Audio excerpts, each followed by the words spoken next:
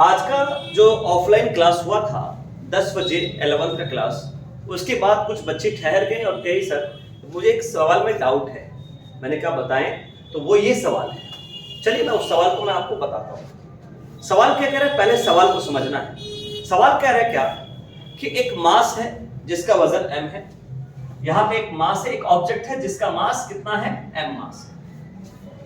Divide किया गया दो पार्ट में। कितने पार्ट में डिवाइड करना है, इसको दो पार्ट में। सवाल में ये नहीं कह रहा कि आपको दो इक्वल पार्ट में डिवाइड करना है, जबकि सवाल बहुत इंपॉर्टेंट है। जेईई 2012 और एएमयू 2000 में पूछा हुआ सवाल है। सवाल नहीं कह रहा कि दो इक्वल पार्ट में बांटना, बस ये कह दिया एक m मास है, इसको दो भाग में बांटना है। तो भाई साहब मान लीजिए एक बॉडी है, मान लीजिए 10 kg का, टोटल इसका मास जो है 10 kg है। इसको आपको दो पार्ट में बांटना है, तो जरूरी नहीं कि सेम पार्ट में ही बटेगा, ऐसा नहीं है। हो सकता है कि सेम भी हो सकता है सेम ना हो, दोनों पार्ट। तो मान लीजिए एक आपके पास बॉडी जो है जिसका मास है m, और दूसरा बॉडी जो है जिसका मास है टोटल मास माइनस m। ठीक है, इन दोनों के बीच की दूरी क्या है, d। मैं अब इस डायग्राम को समझाना चाहता हूं एक एग्जांपल के थ्रू। मान लीजिए एक ऑब्जेक्ट यानी m मास जिसका वजन 10 kg है, मान लीजिए इसको दो पार्ट में बांटे। तो एक पार्ट आपने बांटा अगर मान लीजिए 3 kg का, तो दूसरा कितना हो जाएगा 7 kg। होगा कि नहीं होगा? अल्टीमेट है कि अगर एक 3 kg का है, 10 kg है टोटल आपके पास, एक 3 kg है तो दूसरा 7 kg होगा। ये कैसे मालूम चला? तो मान लीजिए इसका मास है m, स्मॉल m मान लिया, टोटल मास कितना आपका 10। तो हमने इसको एक पार्ट बांटा 3 kg में, m मास है, तो दूसरा मास क्या हो जाएगा? तो टोटल में से 3 माइनस करना पड़ेगा। तो टोटल मास कितना हमारे पास 10, और हम कितना माइनस कर रहे हैं, 3 तो मालूम हो गया, तो टोटल मास माइनस m। एक पार्ट अगर m है तो दूसरा पार्ट कितना हो जाएगा, m माइनस m। ये समझ में आया? मतलब एक अगर 3 kg है तो दूसरा अगर 7 kg हो तो कैसे हो गया? तो 7 kg कैसे आया? तो 10 में से आपने टोटल में से 3 माइनस किया, यानी टोटल मास मतलब m, और जितना आपने पहला पार्ट देखा है उतना माइनस कर दीजिए। यानी एक m kg हो गया, दूसरा कितना हो गया, m माइनस m। और उन दोनों के बीच का जो दूरी है which are placed d distance, d distance पर आपका प्लेस किया हुआ है। तो बताइए कि हमारे पास मैक्सिमम फोर्स, अगर हम इस पे मैक्सिमम फोर्स लगावे डिवाइड करने में तो कितना लगेगा? तो मैक्सिमम फोर्स होने का कॉन्सेप्ट है, आपने मैथमेटिकल टूल्स में पढ़े होंगे। तो चलिए हम लोग पहले इन दोनों के बीच का ग्रेविटेशनल फोर्स जांचते हैं। इन दोनों के बीच का क्या लगता है, ग्रेविटेशनल फोर्स। ठीक है, तो चलिए एक एक करके निकालते हैं। ग्रेविटेशनल फोर्स का फॉर्मूला है, हम लोग जानते हैं, F बराबर G m1 m2 minus G m1 और m2 बाय डिस्टेंस का स्क्वायर। डिस्टेंस कितना है, d, इसका स्क्वायर। अब देखिएगा यहां पर कितना हो गया G, हम इसको मल्टीप्लाई करते हैं तो कितना हो जाएगा m और m minus m square by d square.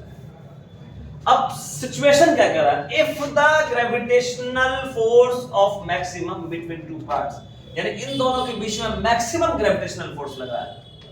If the maximum gravitational force between parts, यानी इन दोनों के बीच में मैक्सिमम फोर्स लग रहा है। याद रखना, ठीक है, इफ मैक्सिमम फोर्स,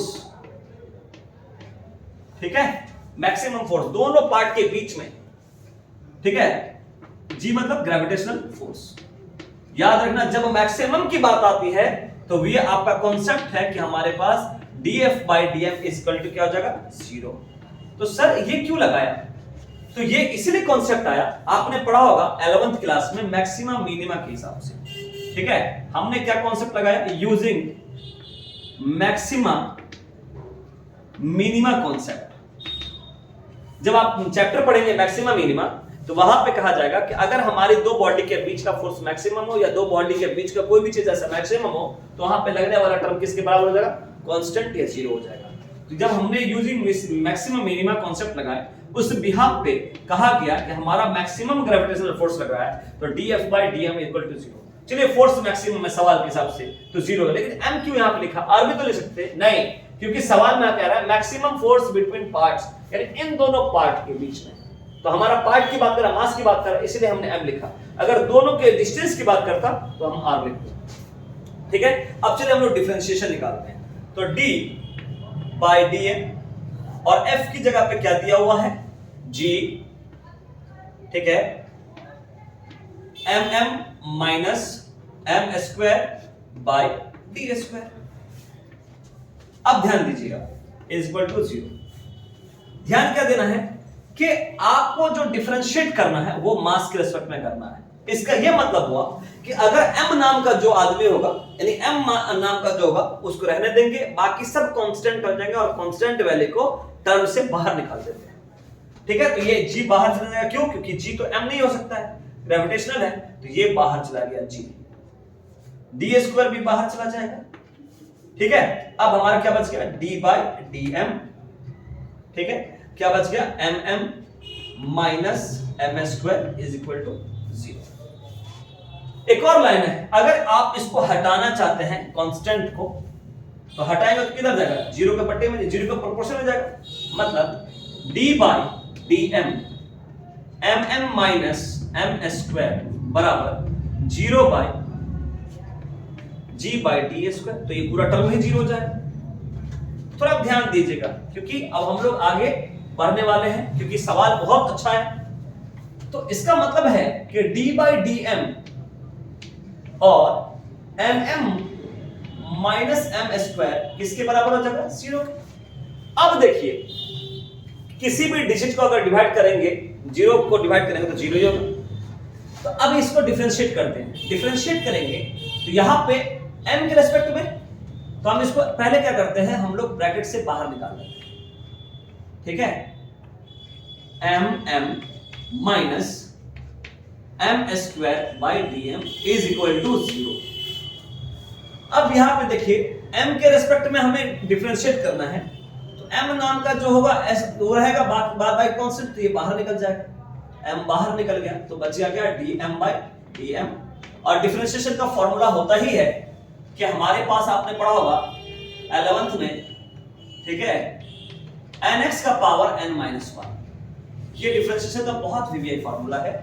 इससे बहुत सारे आपको 11th में बार-बार फॉर्मूला का इस्तेमाल होगा, इसलिए याद जरूर है कि आपको मैथमेटिकल टूल्स पढ़ना बहुत जरूरी होता है। तो जितना पावर है उसको लिख दिए 2m का power 2 minus 1 is equal to 0। ये टर्म पे लगाए, जहां पे n है वहां पे 2 लगा दीजिए, कैंसिल आउट, क्या बच गया? m minus 2m is equal to 0। तो ये क्या हो गया हमारे पास? m बराबर क्या हो गया? 2m। तो m बराबर क्या हो जाएगा? m by 2। यानी कहा गया, आपने जो पहला पार्ट तोड़ा है m मास, वो कितना है? आधा है, टोटल मास का आधा है, टोटल मास का आधा। तो कह रहा क्या कि इन दोनों के बीच में find the ratio of mass of both part, यानी इन दोनों के बीच का रेशियो निकालिए।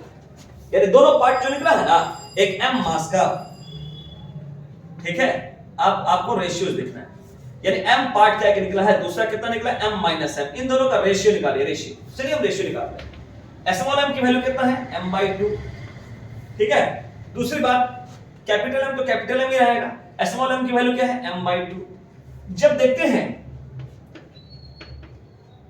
ठीक है, m बाई 2, जब इसका सब्सट्रैक्शन फ्रैक्शन करेंगे तो ये भी m बाई 2 ही होगा।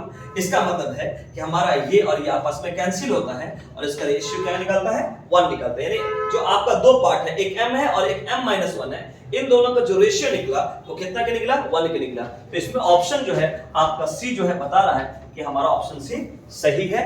इस तरीके का आप जो है मतलब क्वेश्चंस को देखने के लिए इस चैनल को जरूर सब्सक्राइब करेगा और वीडियो को ज्यादा से ज्यादा शेयर करेगा।